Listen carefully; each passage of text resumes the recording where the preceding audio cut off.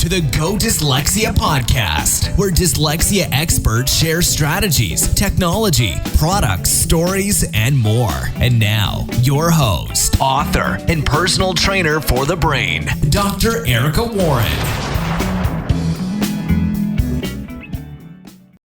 This episode of the Go Dyslexia video podcast is brought to you by GoodSensoryLearning.com. Mindful and multisensory lessons and remedial tools for parents, teachers, and educational therapists. I'm so excited to have Aaron Ralby from Cambridge, England here with us today. And he is going to be telling us a little bit about some more effective ways that dyslexics can learn. And he is the CEO of Linguisticator. And so, Aaron, I would like you to take it from here. Tell us a little bit about how you got involved in the dyslexia field. Well, first of all, thanks for having me. And dyslexia kind of found me instead of the other way around. So I've been working over the last several years on different projects related to memory and language. And we had several people using our memory program and asking us how these kind of spatial and visual memory techniques could work with people who have dyslexia. So last spring, we put out a call to some of the schools in the area in Cambridge, asking for volunteers, children with dyslexia in particular, and we ran a trial of our memory systems with dyslexic children. And the results were phenomenal. So we had tremendous success, and success in areas that we didn't even expect. So that's kind of how we really got going with dyslexia. Great. So tell me a little bit more about what are these tools that are helping students with dyslexia? So essentially we're teaching people how to build memory palaces. And the concept is relatively simple. As people, we're very good at remembering places that we've been, things we've seen, things we've experienced. We're not so good at remembering text and number. And the reason for that is that text and number is essentially symbolic information. It's not directly experiential. And that's the element that people with dyslexia struggle with the most, is text and number. So what we're doing is we're converting that textual and numerical information into mnemonic images, and then using space to organize those images in the same way that you use space to organize your house and home and work and everything. And you can navigate from the kitchen to the living room and find different stuff in your house.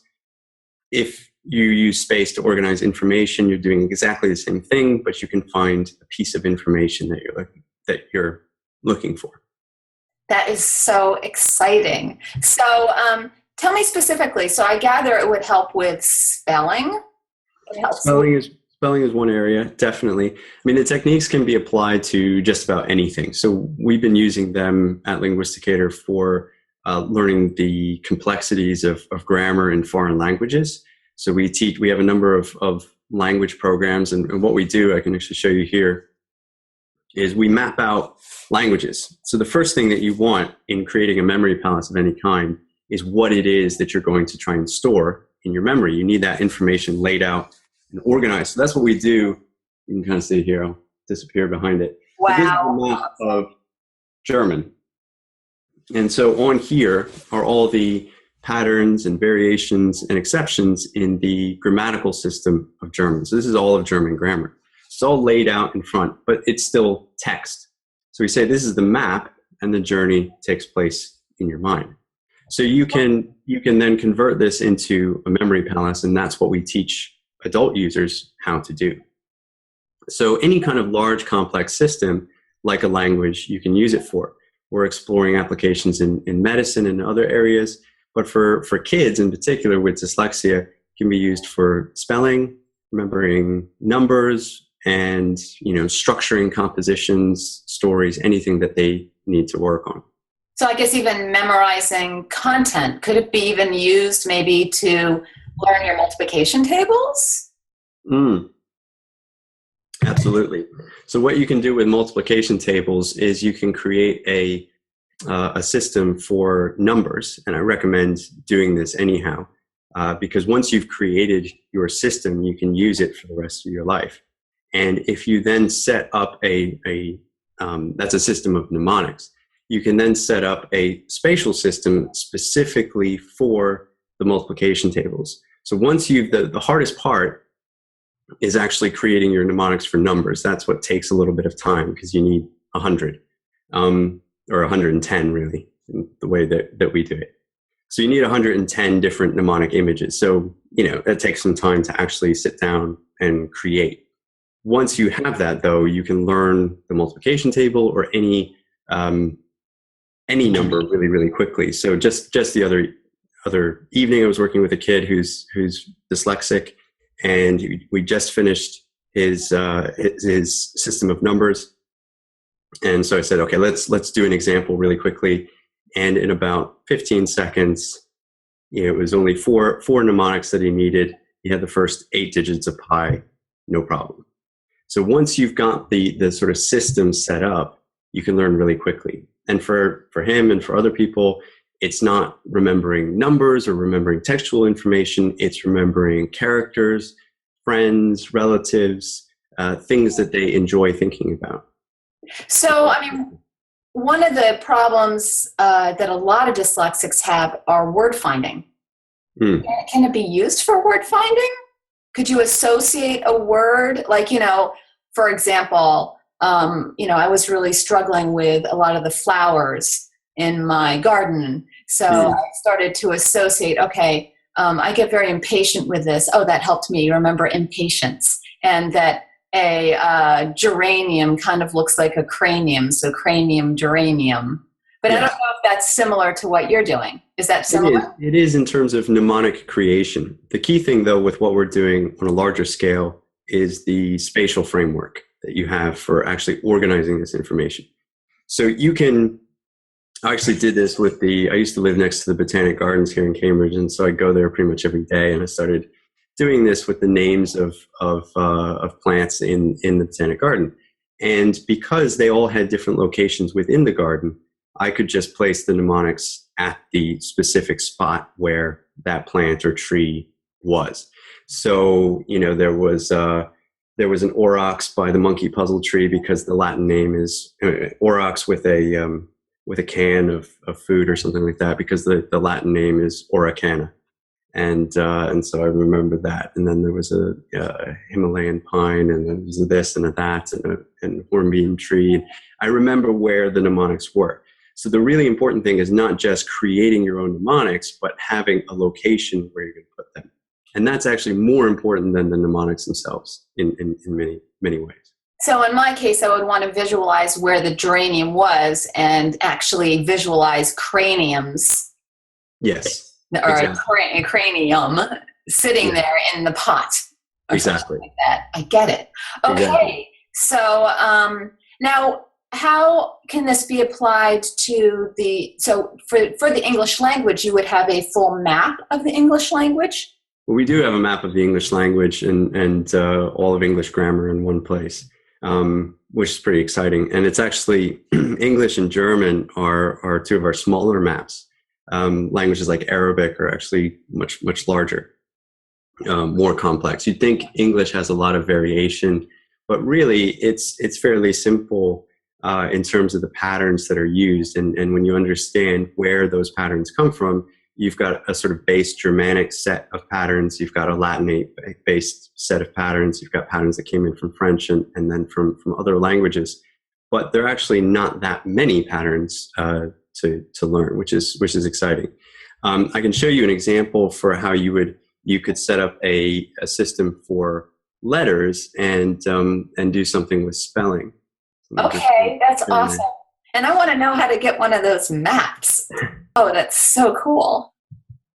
So this is an example of this is not our software. We're currently working on developing a new virtual reality software called Mnemonics VR that will allow you to build memory palaces in virtual reality. So instead of having to think of a cranium in the geranium pot, you would actually be able to pull out a 3D model of a cranium and put it into a virtual space. So this here is an example of, this is the word beautiful. So a lot of kids with dyslexia really struggle with spelling words like beautiful. And if you get them to come up with a mnemonic image for each letter, and this is just one example, so each child will create his or her own mnemonic images. But over here we have a bear. Right. So that's for B. Then we have an elephant. We've got an ant, a unicorn, and a tiger. And then we pan over and we've got an iguana, we've got a fox, another unicorn, and a lion. Excuse me. So what you can do with a child is get them to place these images, whatever images they come up with. So it might not be a bear, it might be a bat or a buffalo or something else. It might not be an elephant, it might be an eel, whatever it is. And then it doesn't have to be an animal. It's just an animal is an easy example. Mm-hmm. And you get them to place these in space, and you connect them with some kind of narrative or story. So what does the bear do to the elephant? Does the elephant step on the ant, or what happens? Where does the unicorn come in? So they create their own story. Okay. And then you get rid of this. So let me stop sharing. And you get them to remember what creatures were where spatially. And then they can spell not only forwards, but also backwards. Because instead of being fixed to a starting point and an end point, they can go in any direction. And using the structure that we had in that example, it's in blocks of 5. So they can actually, the position of the animal, in this case, is numerically based as well. So you can see that there are 9 letters in the word beautiful, and the 6th letter is an I, because you've got the block of 5, and then you've got the second block, and that's the first one in the second block. So it would take some time normally to show exactly how that works in terms of the numbers, but you know, this has worked many times with kids who, you know, will give you 16 different letters just in a random string trying to spell the word beautiful. And then you go through this exercise with them. They create their own images, they create their own story, and then they can spell that word forwards and backwards. That's very cool. And, you know, a lot of kids do struggle with visualization. So, you know, if they don't have a really good visual memory, then, you know, they may not be able to hold on to it. So this actually almost anchors visualization. It adds almost another sense, a spatial sense to it. And the more senses that you can add, the better the memory. So absolutely, because when you're talking about memory palaces and you're talking about spatial learning, it is spatial. It's not just visual. We all live in a three-dimensional world, so we are all very good at navigating spaces, using spaces for organization, and so all of us have that innate capability. And it's much more powerful than most of us realize or even prepared to admit. So everyone's got this spatial capability, but then when you start adding in mnemonic images, we talk about them as images, but they also conjure up all kinds of experience. So looking at the bear, you might think of a time you went to the zoo and saw a bear. You might think of a particular character who is an elephant in a story that you know. You've got all kinds of sights and sounds and textures that are called up by these images. So instead of thinking about it just as visual or even just as spatial, it's fully experiential. Yeah. The more senses you bring in, the better, which is beautiful. Tell me a little bit specifically about the research that you did, because you said you had some incredible results. Can you give us some examples? So getting children to spell basically anything that they needed to be able to spell was quite exciting. For kids who are severely dyslexic, the techniques worked really well, going letter by letter. For others who were sort of more mildly dyslexic, you wouldn't necessarily need to do an entire word. You could do just the pieces or the elements of a word that they were struggling with. And as long as you located that somewhere where they could then retrieve it, that was very effective. getting children to learn numbers. Most of them didn't know their own phone numbers or their parents' phone numbers. So it was something very practical. It was a good practical exercise to start with.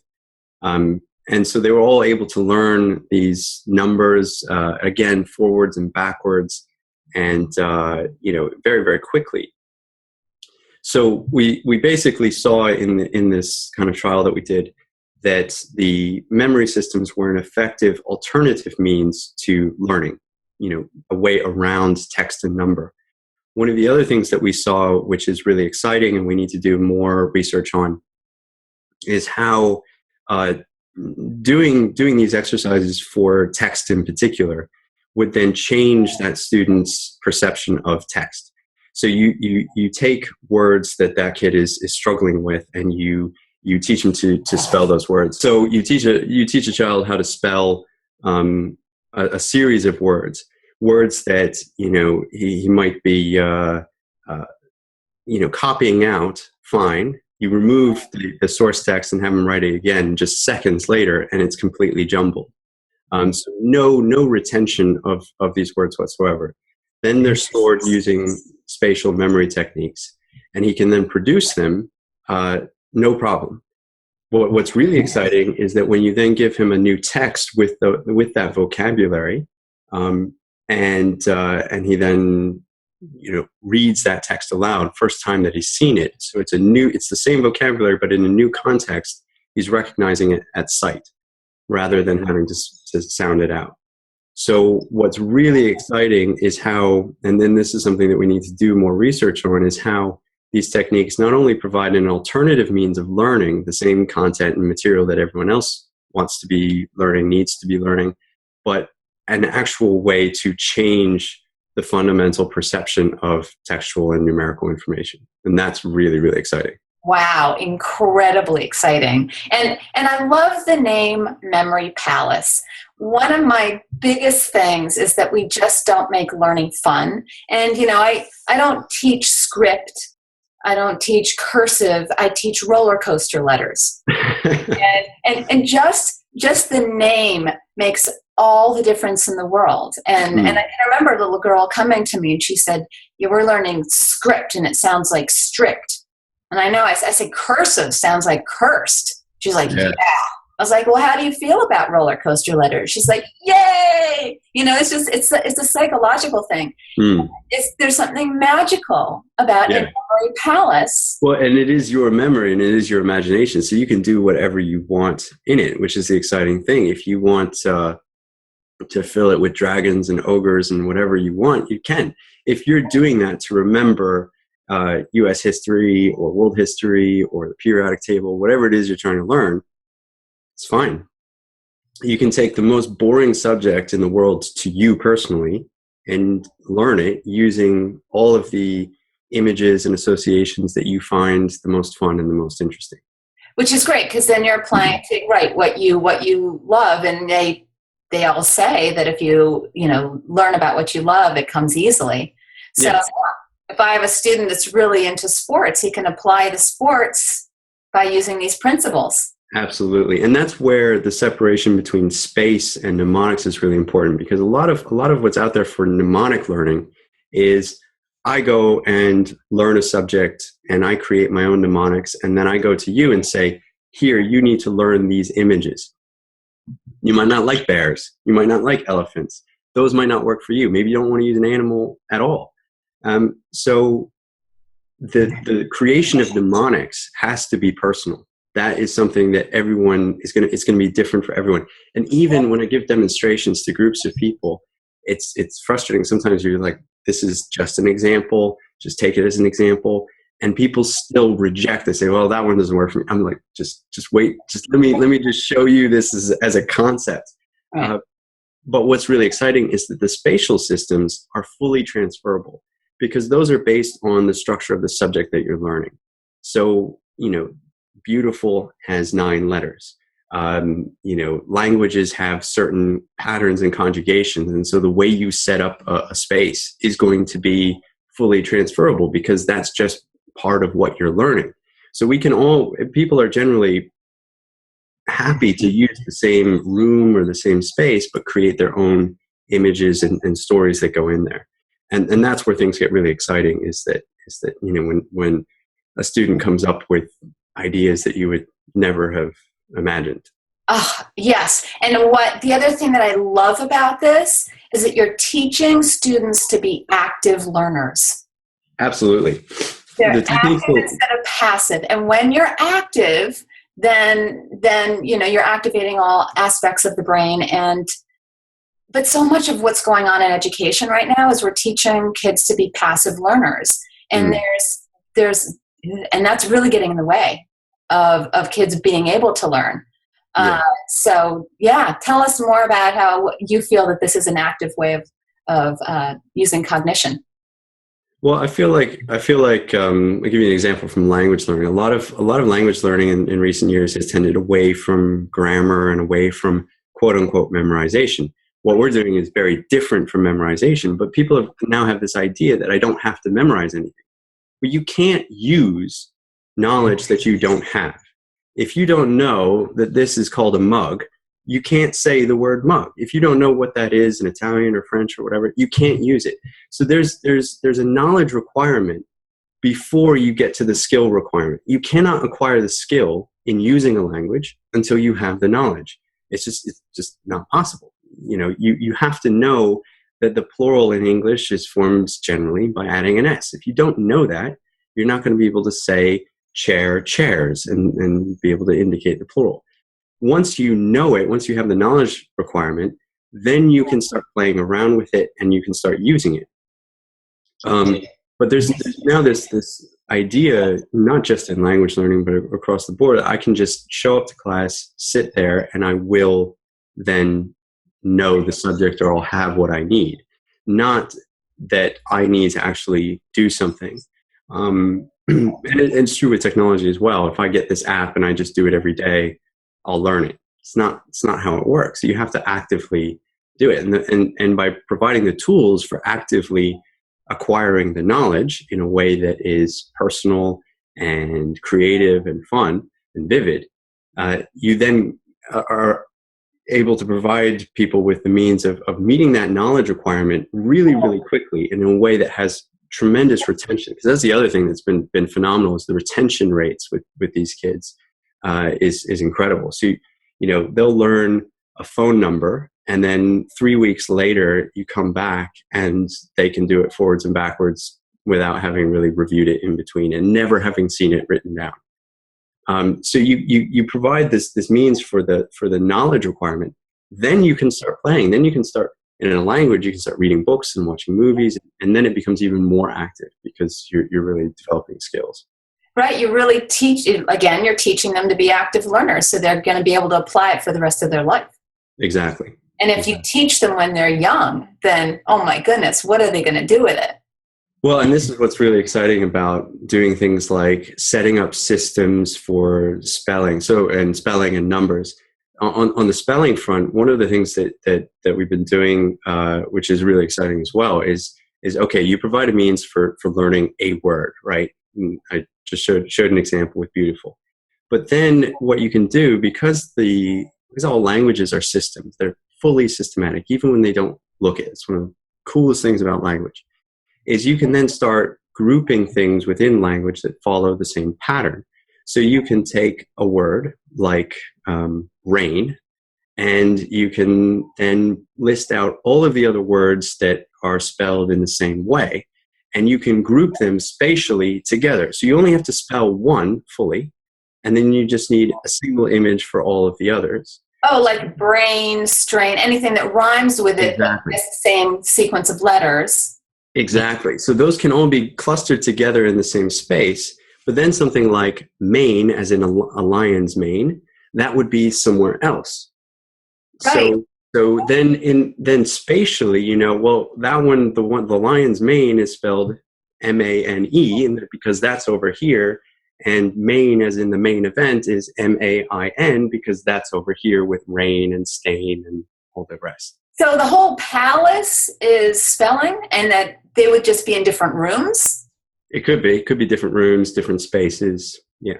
So I guess you guys are flexible enough that you're allowing the kid to create it in a way that's most comfortable for them.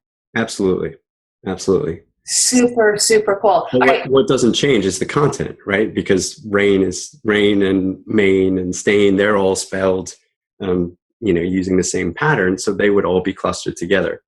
You could look at when we have our VR software fully ready and can go through and do this on a larger scale with people. We could have 5 different people create memory palaces for the same content. And if you showed them to someone who didn't know what it was, you wouldn't know, you most likely wouldn't know that they were at all representing the exact same content. That's so cool. So I'll tell you what, I mean, I'm totally sold. I'm in. So I'm in. I'm sold. What do I need to do? Well, we have a memory program, a course on our website, Linguisticator.com, which goes through and teaches these techniques. So what is a mnemonic? What is a memory palace? What's the difference between a memory palace and a memory journey? How can you use different structures for different types of material? And we have modules on there for learning things like US presidents and numbers and other types of things. So that's a good place to get started. In another few months, we'll then have this virtual reality software available, which is going to be really, really exciting. And what we're doing, the way we're doing it is there's going to be an sort of free version where, or at least our plan is to make it free. The base version will be free to use, where you can go in and if you know what you're doing, you can create memory palaces. What we're then going to be doing on top of that is creating guided modules where the spaces are already set up. The information is in the location where it needs to be for learning that subject. And a user would then be able to go into a virtual space and immerse him or herself in the environment, explore it, and convert those pieces of information into their own images. So we're going to create, obviously, the first series of guided modules, but we want to then open that up to instructors. So essentially, if you wanted to teach a particular subject, you would create your own memory palace for that subject, and then go back through and remove the mnemonic images and replace them with the image, with the information that they represent. And then you'd be able to create, to market that either as a free or a paid module on the platform that we're building.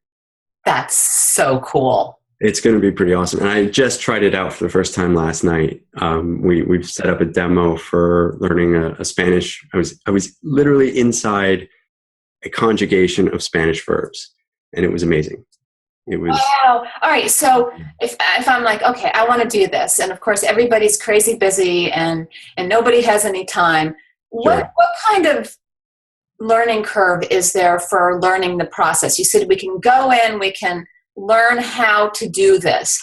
How long would that take me if I signed up to do that? And what would it cost me? So the course itself is not very long.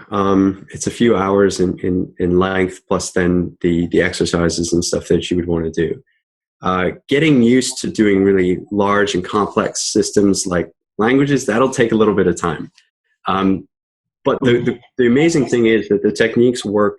There's certain elements of the techniques that work instantly, because it's all things that we're used to doing. If you need to organize a bunch of stuff, if you're putting away dishes from the dishwasher or from the sink, you've just washed them, you're going to be putting them in different locations. So we're very used to organizing stuff in this way. Right? You do your laundry, you then put it away, right? So essentially you're taking the same thing where you're creating a bunch of mnemonic images and then organizing it in space. So that actually is instant. As soon as you realize that you already have that capability, you'll be able to follow a process for learning a particular subject. The things that take time, a little bit of time investment, not a huge amount. We're talking, again, a few hours or so to create your own system for numbers, and not too long for letters, because there's only 26 in English. But you want to do that relatively early on, I would say, because then anytime you come across a number, it's just really, really easy. So those kinds of things can take a little bit of time, setting up your system for numbers. And then it will take time and experience to be able to then look at a new subject that you don't know or don't have the instruction for how to create a memory palace for, and figure out how to do that. That's what takes the longest, and that takes a lot of experience. So looking at a system in anatomy, for example, it might be completely different from anything you've seen before, and you might have no idea how to apply the memory techniques to it. Being able to then look at any new subject, that takes quite a lot of experience in storing different types of data sets and different structures of information. Okay, well, let me give you a real life example, because I'm thinking very specifically of a student that I'm working with right now who's terribly dyslexic, really struggles with spelling, so intelligent. Yeah. So intelligent, but, letters, are just really, really hard, sounding out letters. And he's really kind of learned the whole, phonetic approach, but still it's so slow for him to apply it and sounding out each letter. So how could I teach him this technique? Where would I start? And what kind of commitment would that be for us working together? So I'm working on a program at the moment, actually specifically for spelling for dyslexia, that would actually provide a map of word clusters in English that are, historically, in terms of the language development, come out of the same patterns and are grouped together. That would take, you can get started right away by creating what I call a conversion system for the alphabet. So you go through and you come up with 26 different images. And that doesn't take very long, maybe half hour, 45 minutes. And it's a playful kind of experience. And then you can take some of the words that this kid is really struggling with, and you can start, okay, well, these are the mnemonics that would make up this word. The most important thing, though, is to pick a location where that word is going to go. Is it going to go on the kitchen table? Is it going to go in the cupboard? Where is that word going to go?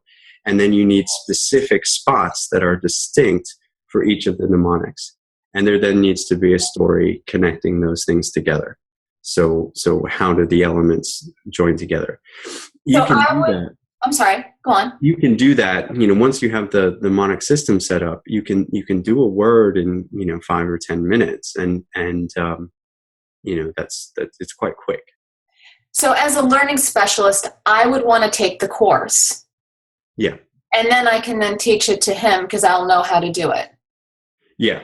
There's some things that I would like to add specifically for dyslexia, and that we will be doing as we continue our work and really get clear on the systems and approaches that work best. But yeah, absolutely. What's the timeline? Because I'm like so excited about this, and I'll help in any way to bring this, out as soon as possible. Because sounds good. Timeline is when it happens. We don't have a specific timeline or deadline. The VR software, we should have a version available to play with by the winter. And then not sure entirely when the guided modules will be ready, but sometime after that. In terms of instruction for dyslexia, maybe by this winter, we'll see.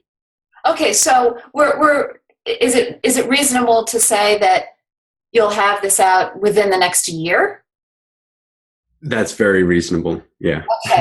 Okay, that's really great. The thing is, the memory course that we have is very complete, but it's not geared specifically to dyslexia. And there are some things that I've learned over the last several months in working with people with dyslexia that could save a person like yourself a lot of time and kind of headaches in trying to set up systems for spelling and that kind of thing. So I'd just like to be able to share that knowledge and those techniques in a way that works, for specifically for children as well, and for dyslexia. So right now your course is probably more applicable to someone like me.